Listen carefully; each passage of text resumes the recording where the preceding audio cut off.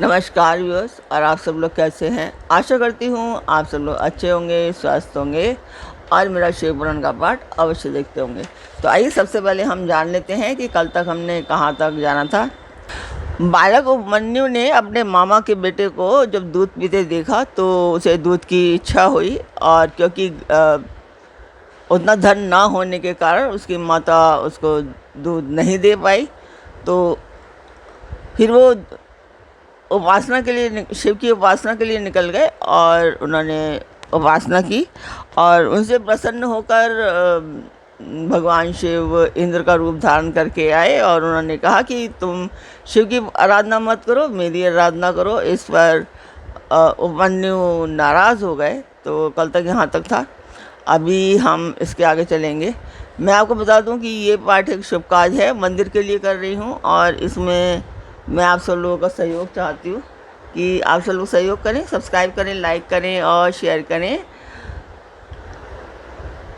तो जिस मंदिर का मैं वर्णन कर रही हूँ उस मंदिर की मैं वीडियो डालती हूँ, आप लोग देखें और मुझे बताएं कि आपको शिव पुराण कैसा लग रहा है।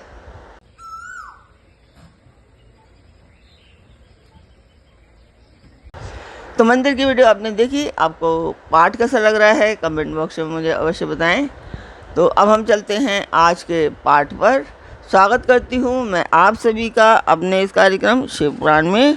शिव पुराण की ये वायव्य संहिता चल रही है, और वायव्य संहिता में आज आप सुनेंगे कि भगवान शंकर का उपमन्यु को क्षीर सागर आदि देकर बहुत से वर देना और अपना पुत्र मानकर पार्वती के हाथों में सौंपना, कृतार्थ हुए उपमन्यु का अपनी माता के स्थान पर लौट जाना।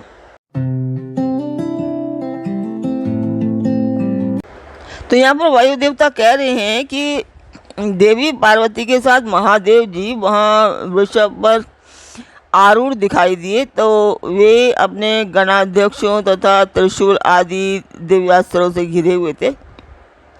देवलोक में दुदुम्बियाँ बजने लगी, आकाश से फूलों की वर्षा होने लगी। ये हम कल के आगे चल रहे हैं। आकाश से फूलों की वर्षा होने लगी तथा विष्णु, ब्रह्मा और इंद्र आदि देवताओं ने दसों दिशाओं आच्छादित हो गईं। उस समय उपमन्यु आनंद सागर की लहरों से घिरे हुए थे। वे भक्ति विनम्र चित्त से पृथ्वी पर दंड की भांति पड़ गए। इसी समय वहां मुस्कुराते हुए भगवान शिव ने यहाँ आओ कहकर उन्हें बुलाया और उनका मस्तक सूंघकर उन्हें अनेक वर दिए। यदि आपको मैं पहले समझना है तो आपको मेरा पिछला पार्ट अवश्य देखना होगा, तभी आपको ये ज़्यादा सही से समझ में आ जाएगा।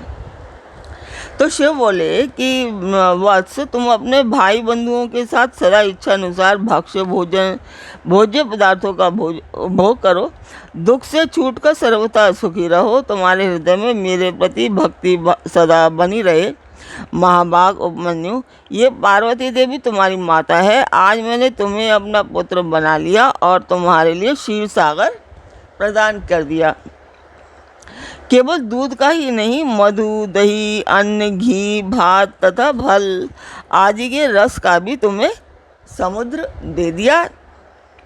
ये पुओं के पहाड़ तथा भक्ष्य भोज्य पदार्थों के सागर मैंने तुम्हें समर्पित किए। महामुनि, ये सब ग्रहण करो। आज से मैं महादेव तुम्हारा पिता हूँ और जगदम्बा उमा तुम्हारी माता हैं। मैंने तुम्हें अमृत तथा गणपति का सनातन पद प्रदान कर दिया।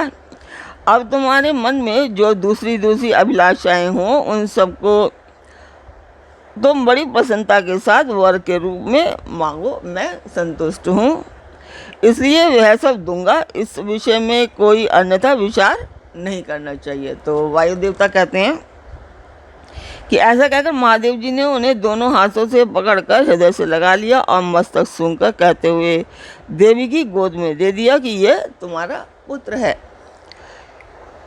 देवी ने कार्तिकेय की भांति प्रेम पूर्वक उनके मस्तक पर अपना कर कमल रखा और उन्हें अविनाशी कुमार पद प्रदान किया, यानी कि उन्हें अपना पुत्र मान लिया। क्षीर सागर भी साकार रूप धारण करके उनके हाथ में अनश्वर पिंडीभूत स्वादिष्ट दूध समर्पित किया। तत्पश्चात पार्वती देवी ने संतुष्ट चित्त हो उन्हें योग जनित ऐश्वर्य, सदा संतोष, अविनाशिनी ब्रह्म विद्या और उत्तम समृद्धि प्रदान की। तदनंतर उनके तपों में तेज को देखकर प्रसन्नचित्त हुए शंभु ने उपमन्यु मुनि को पुनः दिव्य वरदान दिया। पाशुपत व्रत, पाशुपत ज्ञान, तात्विक व्रत योग तथा चिरकाल तक उसके प्रवचन की परम पटुता उन्हें प्रदान की। भगवान शिव और शिवा से दिव्य वर तथा नित्य कुमारत्व पाकर वे प्रमोदित हो उठे। इसके बाद प्रसन्नचित हो प्रणाम करके हाथ जोड़ ब्राह्मण उपमन्यु ने देवाधिदेव महेश्वर से यह वर मांगा। उपमन्यु बोले, देव देवेश्वर प्रसन्न होइए, परमेश्वर प्रसन्न होइए और मुझे अपनी परम दिव्य एवं अव्यवचारणी भक्ति दीजिए। महादेव, मेरे जो अपने सगे संबंधी हैं उनमें मेरी सदा श्रद्धा बनी रहने का वर दीजिए। साथ ही अपना दासत्व, उत्कृष्ट स्नेह और नित्य सामीप्य प्रदान कीजिए। ऐसा कहकर प्रसन्नचित हुए द्विज श्रेष्ठ उपमन्यु ने हर्ष गदगद वाणी द्वारा महादेव जी का स्तवन किया। उपमन्यु बोले, देवादिदेव महादेव शरणागत वत्सल करुणा सिंधु सांब सदाशिव, आप सदा मुझ पर प्रसन्न होइए। तो वायुदेव कहते हैं कि उनका ऐसे कहने पर सबको वर देने वाले प्रसन्नात्मा महादेव ने मुनिवर उपमन्यु को इस प्रकार उत्तर दिया कि शिव बोले, वत्स उपमन्यु, मैं तुम पर संतुष्ट हूँ, इसलिए मैंने तुम्हें सब कुछ दे दिया। ब्रह्म ऋषि, तुम मेरे सुदृढ़ भक्त हो, क्योंकि इस विषय में मैंने तुम्हारी परीक्षा ले ली है। तुम अजर अमर, दुख रहित, यशस्वी, तेजस्वी और दिव्य ज्ञान से संपन्न हो। द्विज श्रेष्ठ, तुम्हारे बंधु बांधव, कुल तथा गोत्र सदा अक्षय रहेंगे। मेरे प्रति तुम्हारी भक्ति सदा बनी रहेगी। विप्रवर, मैं तुम्हारे आश्रम में नित्य निवास करूंगा, तुम मेरे पास सानंद विचरोगे। ऐसा कहकर उपमन्यु को अभिष्ट वर दे करोड़ों सूर्यों के समान तेजस्वी भगवान महेश्वर वहीं अंतर्ध्यान हो गए। उन श्रेष्ठ परमेश्वर से उत्तम वर पाकर उपमन्यु का हृदय प्रसन्नता से खिल उठा। उन्हें बहुत सुख मिला और वे अपनी जन्मदायिनी माता के स्थान पर चले गए। तो आशा करती हूँ आपको मेरा पाठ आज अच्छा लगा होगा, आनंददायक लगा होगा।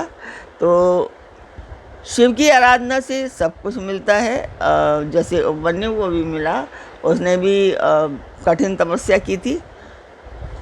तो आज का पाठ मैं यहीं पर पूर्ण करती हूँ। कल फिर मिलेंगे एक नए पाठ में, एक नई उमंग, एक नई तरंग के साथ। तब तक के लिए आज्ञा दीजिए। ओम नमः शिवाय। जय माता की।